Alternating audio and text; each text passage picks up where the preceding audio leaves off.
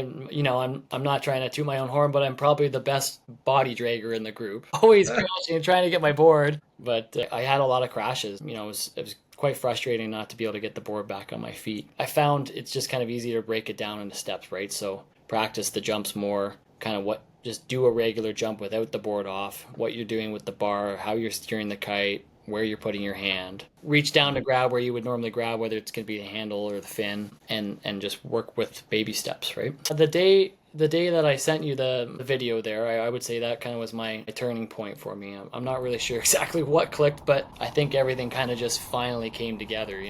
Training, the familiarity with taking the board off and putting it back on.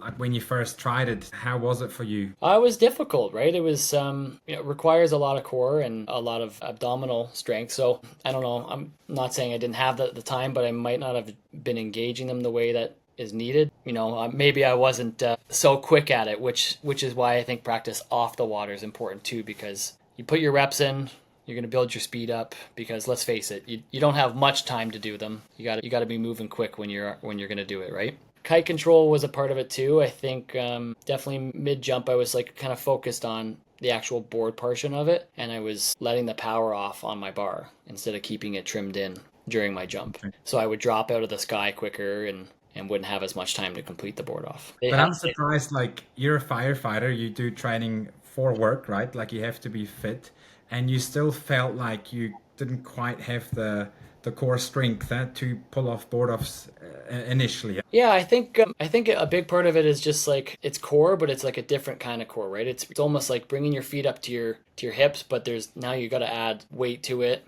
right? It's a totally different exercise. So I think the training is very specific, but Yeah.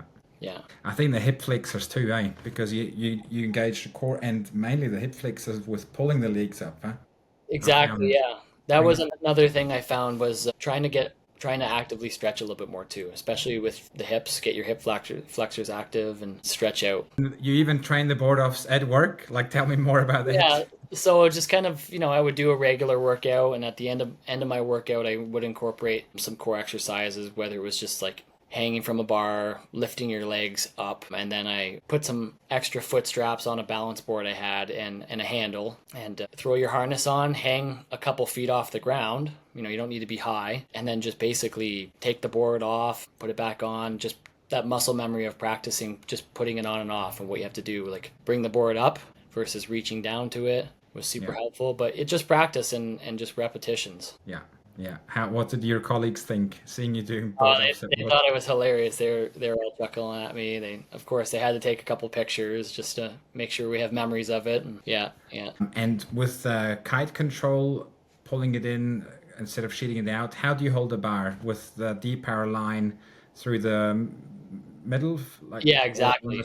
close? I always found it helpful to move my hand to the middle of the bar, whether it Like was you have one finger on the between ex- the D power line, yeah. So you have a exactly. bit Yeah. more control, yeah. Yeah, that way you're not pulling one side or the other. Nice. When did you first think, hey, I want to learn this board off? Like how long ago was that? So I would say last summer is kind of when I was more keen on doing them. So I started to try and practice them last year, actually when I was away in Dominican with my brother, he's been probably nailing them for the better part of a year now. So I was Okay. keen to keep up with him, and so yeah, but I'd say last summer. You Yeah. look at the pros doing it, and they're embellishing a lot more with it. They're doing kite loops during it, and also rotations and stuff, and to get that initial step, now you're like, okay, now I can take this so many directions, right? Like I can start trying any rotations with it if I want, and so it's cool because it opens up a kind of a whole new chapter of your kiting journey. How long have you been kiting actually? I don't know. I've been kiting. Oh, when did I start?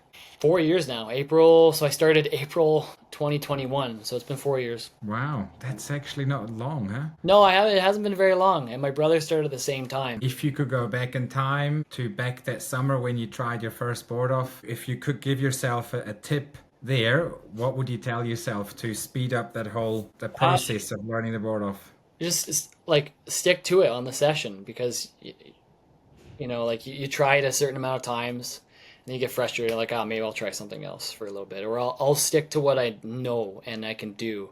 But it's like, no, keep going. You're this close. Just keep crashing. You're gonna get it.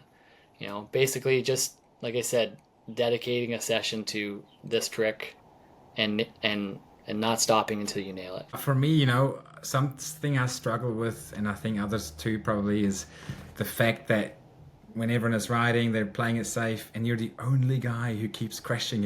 It's kind of, you feel silly. Do you have that same feeling or no? Yeah, Do you know? I'm always chasing after my board. I'm always body dragging up. I'm I'm not trying to toot my own horn, but I'm probably the best body dragger in the group. Always crashing and trying to get my board. But yeah, I it's love that. The best body dragger. I thought, are you gonna say now you're the best rider in your area? It's like, no, I'm the best body dragger. best body dragger because I'm always crashing, right? So Yeah. I always say to my buddies, they're like, "Oh, I want to try this trick," and I say, "Well, if you're not crashing, you're not learning, right? You Yeah. have to if you want to learn a new trick, you're not going to nail it the first time, the third time. You're probably not going to get it for a while, and that's okay. But you got to stay determined, and you got to practice, and you got to be not scared to crash. That's I think the biggest key point is dedication. Going out, dedicating the session. I'm learning this trick, and I'm not quitting until I do, right? What are, in your opinion, the right conditions to learn board offs? I mean, ideally, it's nice to have a spot that, I don't know, I like flat water. We've got a Yeah. couple spots here that provide those conditions. So you have to wait for the direction in order to have flat water there. I'm good in the waves too, but it's nice to make sure that there's flat water in between the kickers so that you can kind of set up the right jump and get the proper height, basically, right?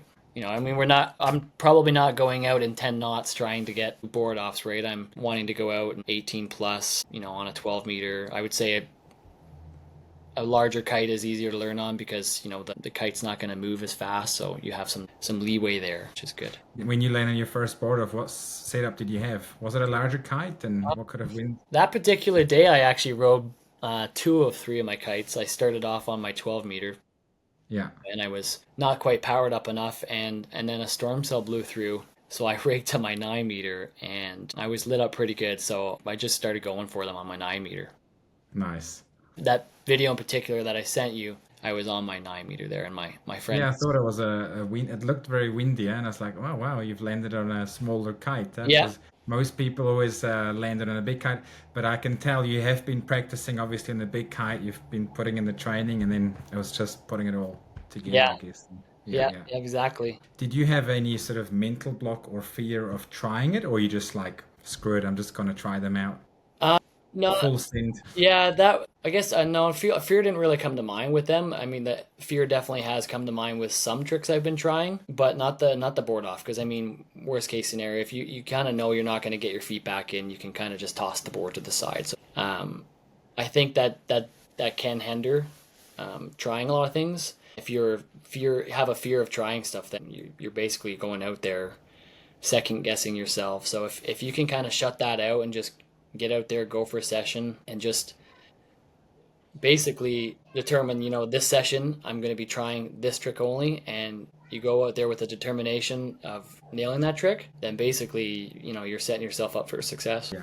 And any board off goals, like anything more you want to try with board offs? I would like to add rotations, and I'd like to just some different variations. By the fin, tic tacs would be cool as well. Yeah. So, yeah, Tic tac is an easy one actually, like because you remove it by the fin, which is a new one, a new feeling, but then you grab it again by the handle and then you put it back on. It's like the movement is exactly the same. I'm halfway there. Like I'm flicking it out by the fin, I'm grabbing the board, and it's just a matter of I got to put it back on. So Yeah, yeah. that'll probably be the next one I work on. Hopefully tomorrow. Tomorrow, actually, the winds are lining up every time I look at the forecast. It just gets better and better. It's my birthday. It's coming in on the right direction, and it's going to be a flat water day off the pier. So it's kind of like, oh, it's finally happening. My God.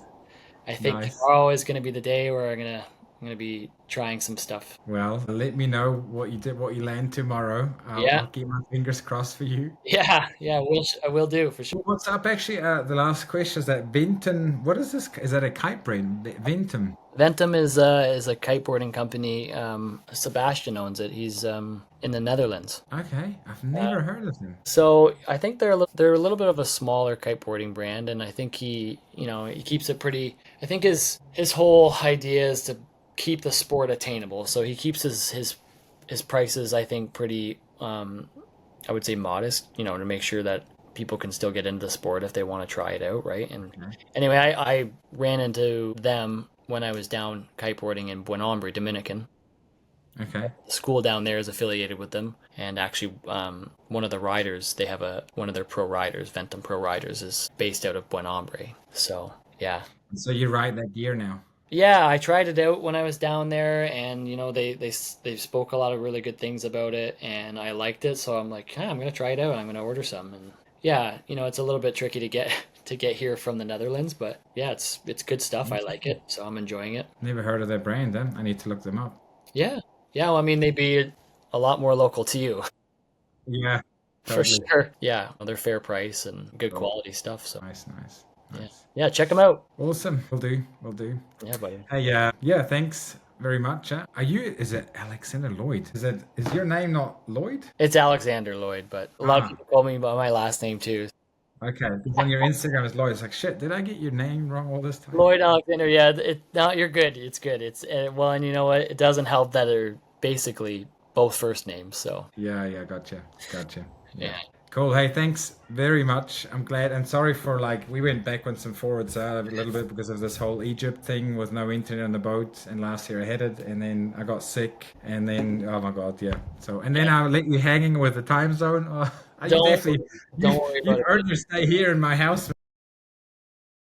Don't worry. I mean, I left you hanging last time. I had some stuff going on, and it was like, shit. I was supposed to meet with Aaron. So No, and you know what? I was feeling so bad at this time. Like I had yeah, food poisoning, yeah. and I was on day 2 on recovery, and it's like I can't let you down again. I'm gonna log in, and I logged in, and I felt so shit. It's like really, I was not feeling good. And then he didn't show up. It's like thanks God, and I closed the laptop and went to sleep again. So it was, it worked out. It worked out. That's good. I'm glad. Yeah. Yeah, well, I'm glad you're So, feeling better too. thanks, man. But yeah, Cool, thanks bro. for taking the time and meeting with me, and enjoy the rest Yeah. of your evening. Thanks, and you too. And hope I have a good session. And happy birthday for tomorrow. Thanks. I appreciate it. Take care. Okay, Cool. I'll talk soon.